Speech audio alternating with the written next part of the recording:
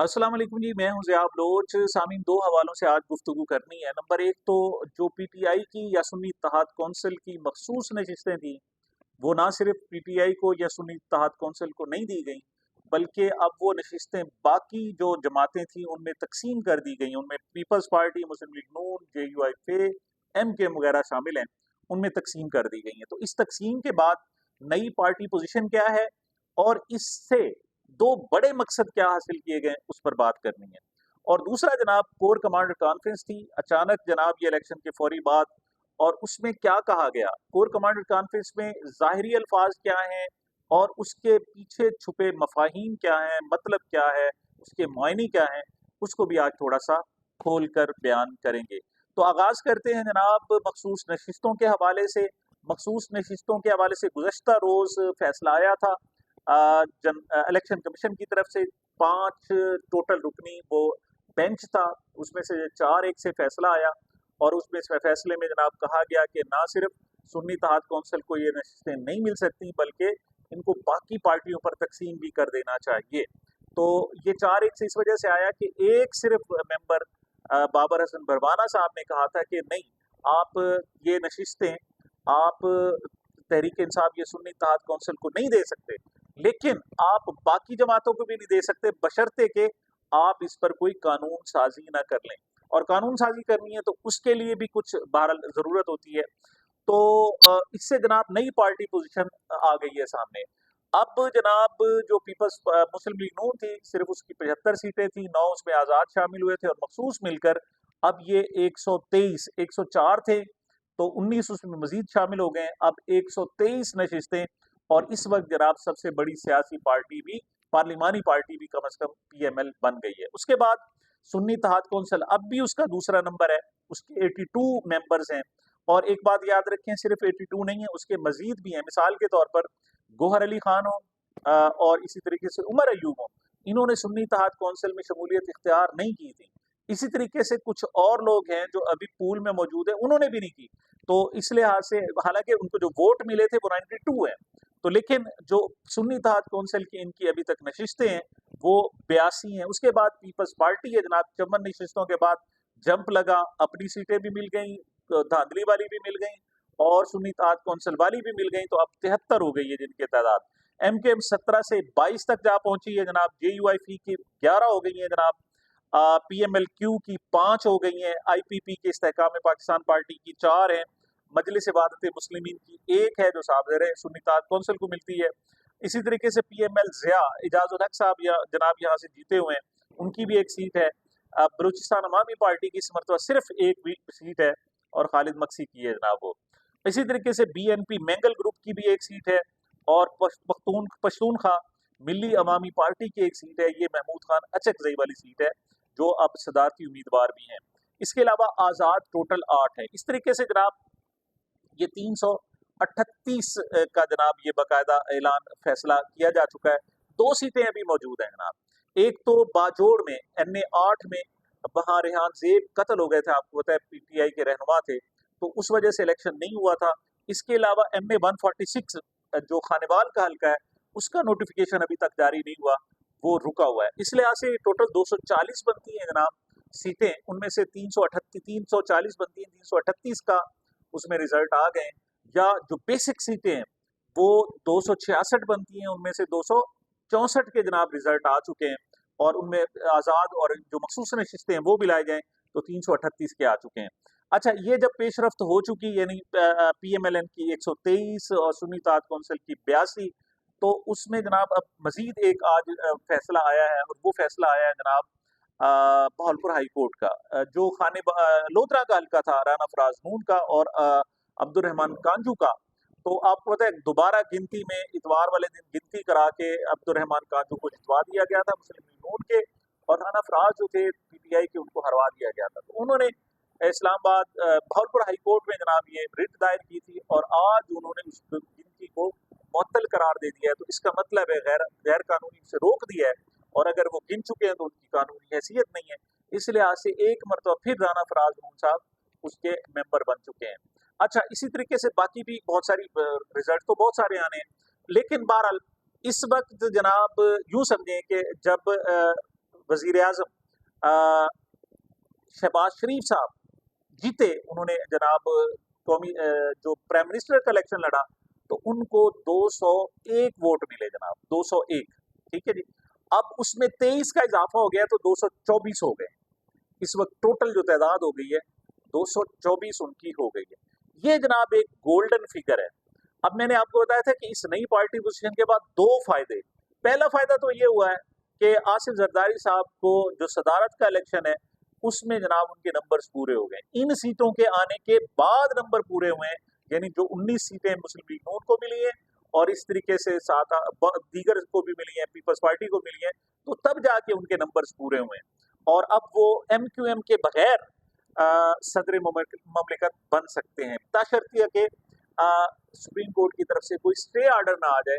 उनके लिए आसान हो गई है, ये मांगे तांगे का नहीं, जोर जबरदस्ती का जो मैंडेट है वो भी उनके पास आ गया है।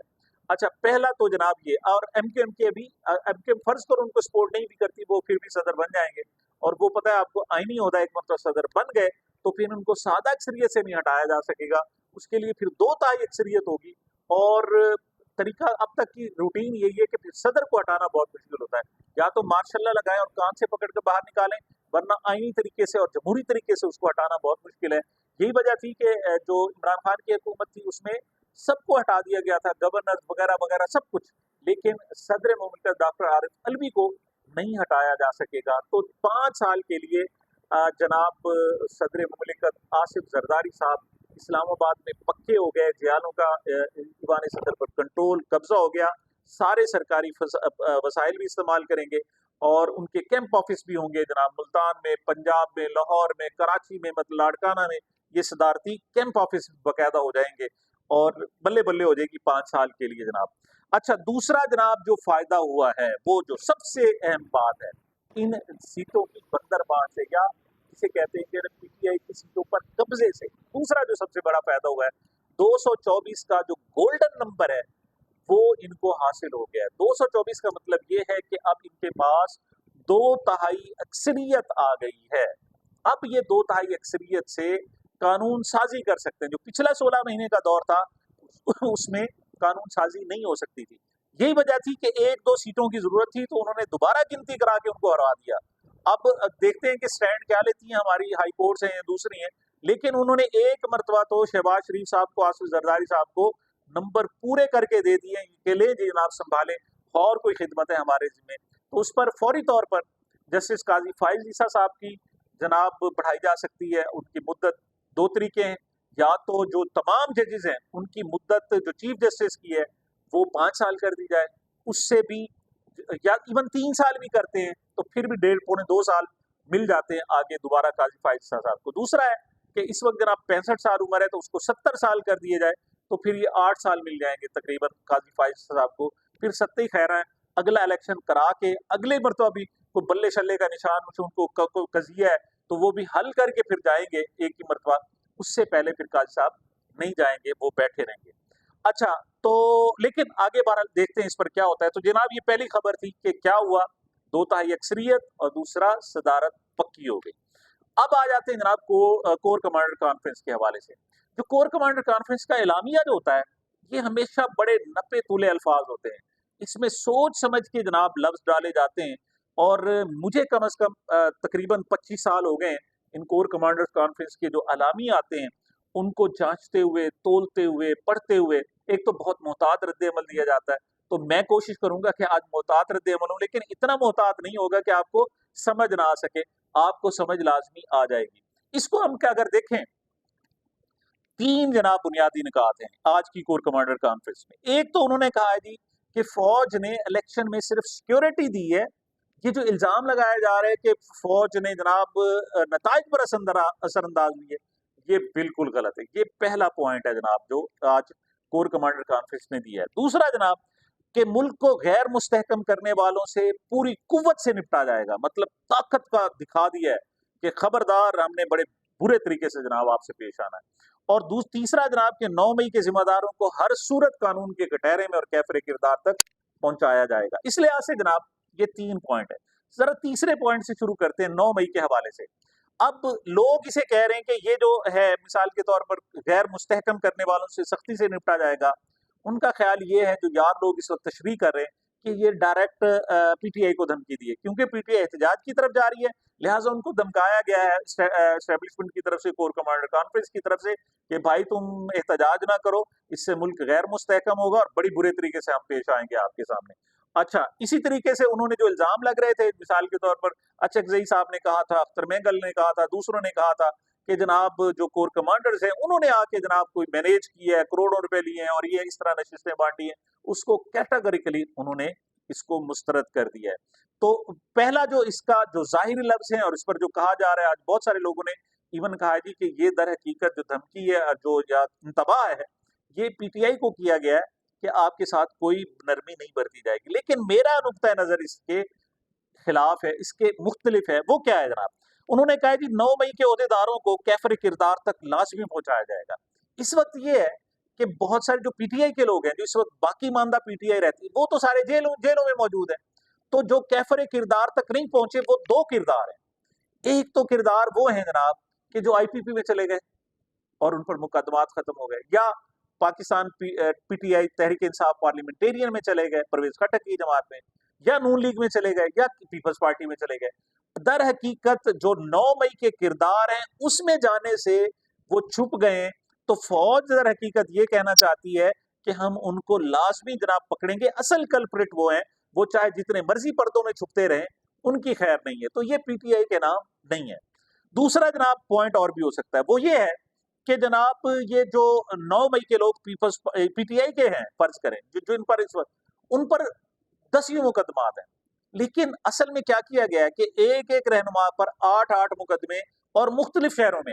अब ये मुमकिन नहीं है कि 9 मई को एक ही टाइम पर एहतजाज हो रहा हो और एक शख्स पहले एक जिले में जाए, वहां तोड़ फोड़ करे, फिर दूसरे जिले में जाए, तोड़ फोड़ करे, फिर तीसरे में, और 8 जिलों में मुख्तलिफ सूबों में जाकर वो इस तरह जाकर तोड़ फोड़ करे।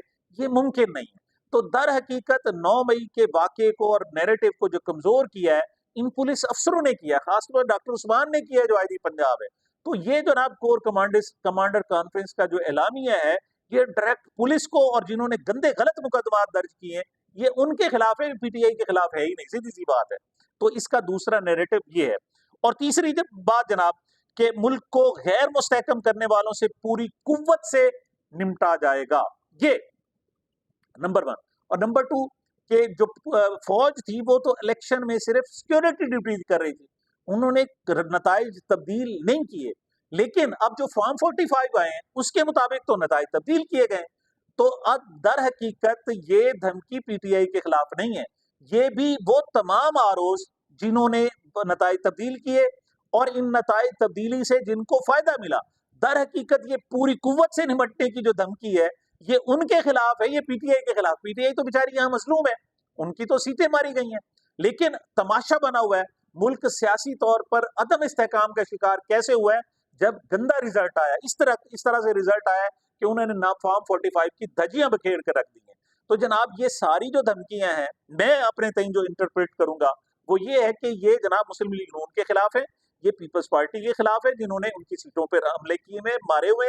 नंबर 1, क्यों पाक फौज कैसे मेरिट के अलावा कैसे जा सकती है जनाब? वो अवामी नब्ज को देखती है, वो अवामी जनाब मूड को देखती है। अवामी मूड इमरान खान की तरफ है, तो इमरान खान की तरफ ही आएगा ना फौज का। तो फौज इनके खिलाफ कैसे जा सकती है? तो ये लोग जो लौंडे लपाड़े कह रहे हैं जनाब कि ये कोर कमांडर कॉन्फ्रेंस की तरफ से जो धमकियां दी गई हैं, तबाह किया गया है, वो पीटीआई को किया गया, तो उनकी तरफ से नहीं है। अपनी खैर मनाएं नून लीग वाले, जिन्होंने जनाब इस किस्म का तासुर दिया कि साड़ी गल हो गई है। तो इससे ज्यादा बदनामी फौज की और क्या होगी कि फसाडी गल हो गई है, हालांकि फौज तो कहती है हमारी गल नहीं हुई। तो अब जनाब एक एक को पकड़कर उसको कानून के कटहरे में लाया जाए और पूरी कुव्वत से उनसे निपटा जाए, जिन्होंने इस पूरे के पूरे इलेक्शन को गंदा किया, सबोताज किया, अवामी मैंडेट का तौहीन की, अवामी मैंडेट का एहतराम नहीं किया। तो और उम्मीद है कि जनाब ये फौज को चाहिए कि वो मैंडेट दिलाए भी सही। अगर ऐसा नहीं करते तो फिर साफ ज़ाहिर है, फिर ये ऐसे ही होगा, फिर बातें ही होंगी, हवाई बातें होंगी।